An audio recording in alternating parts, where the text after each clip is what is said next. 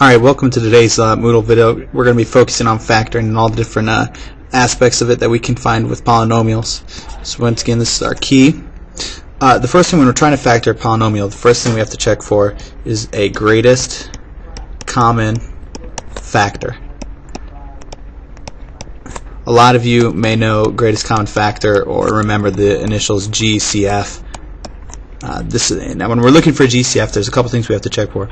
We have to check for a GCF both of the coefficients and also for the variables. So for example, if we have something like 3x squared plus 6x, we're going to start by finding the greatest common factor of the coefficients. In this case it's 3, so we can pull 3 out, and the greatest common factor amongst the variables, which is x, 3x. What we're left with then is x plus 2.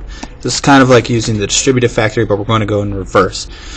Rather than putting 3x into x, we're going to take it out, see what we're left with.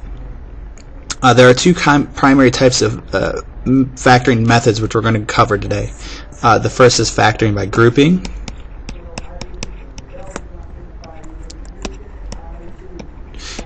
And factoring using guess and check.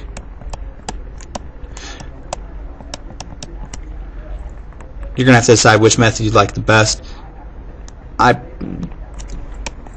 We'll go over both types of methods, but once again, you're going to have to decide which one you like the most.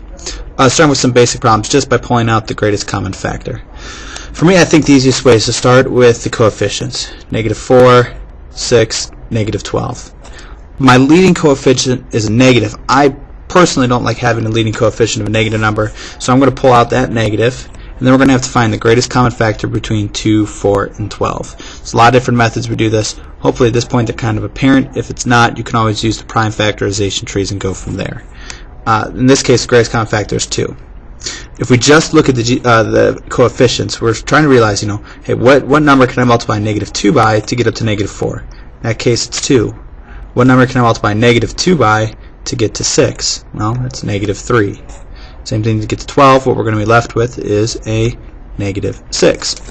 At this point, we can go and kind of check the exponent or the variables: x cubed, x squared, and x. The largest variable we can pull out is x with a degree of 1. We're kind of seeing what's left. Well, when we pull x from x cubed, we're left with x squared.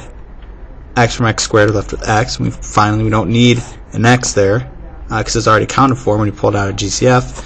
So we're left with 2x squared minus 3x minus 6. The resulting polynomial we're left with, 2x squared minus 3x minus 12, is a prime polynomial, so there's no other factor we can do. So in this case, we're done. The next one, we're looking for the GCF. It becomes a little bit more complicated.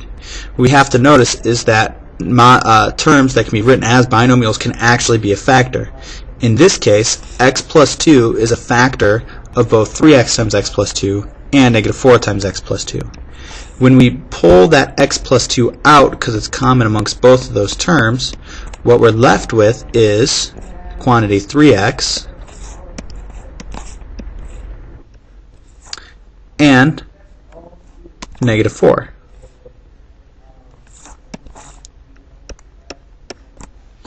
In that case, the factoring is actually pretty simple, but it's just hard to recognize that sometimes our factors can be binomial expressions. So 3 times quantity x plus 2 minus 4 times quantity of x plus 2 results in x plus 2 times 3x minus 4.